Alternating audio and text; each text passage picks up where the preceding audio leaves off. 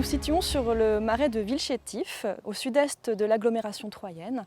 C'est un marais qui s'étend sur 130 hectares, sur 4 communes. Donc la commune de Crenay-près-Troyes, la commune de Villechétif, qui sont les communes majoritaires, et ensuite la commune de Saint-Parot-Tertre et la commune de Pont-Sainte-Marie. Le marais de Villechétif est l'une des dernières tourbières de l'Aube. Une tourbière, c'est une zone humide qui est particulière. C'est une zone qui a de l'eau quasiment en permanence. Cela crée des conditions particulières où il y a très peu d'oxygène. Donc lorsque les plantes vont mourir, elles vont mal se décomposer ou peu se décomposer. Et donc cela va créer une accumulation de matière organique qu'on appelle la tourbe. À certains endroits du marais, la tourbe peut atteindre plusieurs mètres de profondeur. Ce site abrite de nombreux habitats humides différents, dont certains sont protégés, comme la tourbière alcaline, le marais alcalin ou encore les boisements alluviaux. On y trouve 150 espèces de plantes, comme la grande douve, la fougère des marais.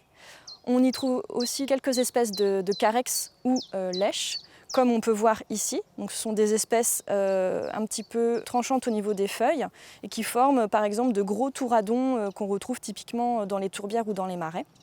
Le marais abrite aussi plus de 200 espèces animales, comme la grenouille agile, ou encore des libellules comme l'agrillon de mercure.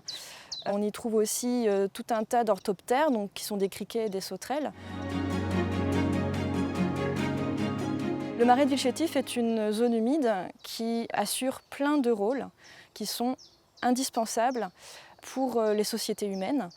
Donc, le marais va jouer le rôle de régulation des crues.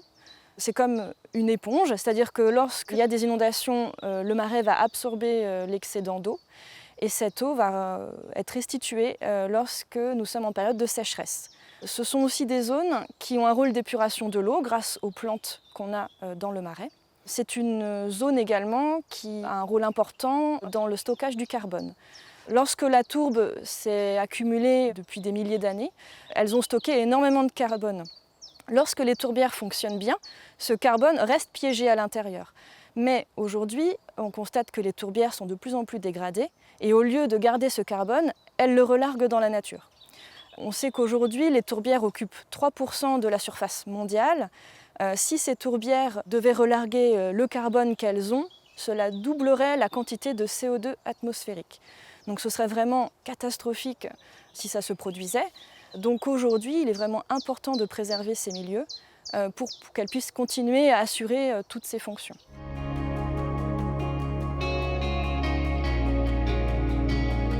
Les pressions que subissent les tourbières, il peut y avoir des plantes colonisatrices, comme les saules. Et lorsqu'on ne maîtrise pas ces espèces-là, elles vont petit à petit reboiser la tourbière et l'habitat de tourbière ne sera plus présent. L'objectif sur ce secteur, c'est de préserver la tourbière. Et donc pour empêcher que les saules recolonisent le milieu, nous avons mis en place un pâturage avec des Highland Cattle. Ce sont des animaux adaptés au milieu humide, donc des espèces rustiques qui consomment les saules notamment. Et donc elles pâturent le site sur 1,4 hectare, sur une partie de l'année seulement, lorsque les niveaux d'eau sont suffisamment bas. Donc elles vont y être, on va dire, en moyenne entre juin et août. Et il est important de ne pas les laisser trop longtemps non plus pour que la flore puisse effectuer son cycle de vie sur l'année. Le rôle de l'eau est essentiel pour maintenir le bon fonctionnement des tourbières. Et donc, pour pouvoir préserver le marais de Villechétif, nous avons mené une étude sur le fonctionnement hydrologique du marais. L'objectif, c'est de comprendre le fonctionnement de l'eau, aussi bien en qualité qu'en quantité, dans le marais, donc d'où elle vient et où est-ce qu'elle va. L'idée étant de comprendre l'état passé, actuel et potentiellement les états futurs de la tourbière. Donc, au cours de l'étude, plusieurs techniques ont été utilisées. Il y a des sondes qui ont été placées dans des piézomètres à différents points du marais. Donc, on en a un exemple ici. Donc, c'est un tube qui permet d'accéder au niveau d'eau. Donc, la sonde est placée à l'intérieur du tube. Elle est laissée pendant plusieurs mois pour pouvoir mesurer les variations du niveau d'eau dans le marais.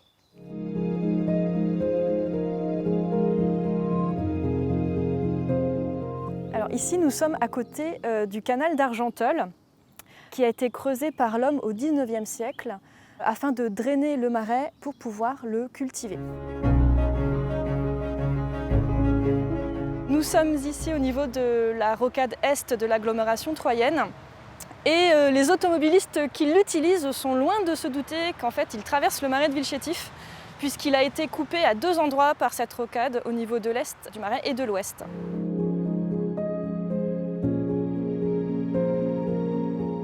Le marais de Villechétif est une zone humide exceptionnelle, déjà parce qu'elle abrite une biodiversité remarquable, mais en plus parce qu'elle rend de nombreux services aux populations.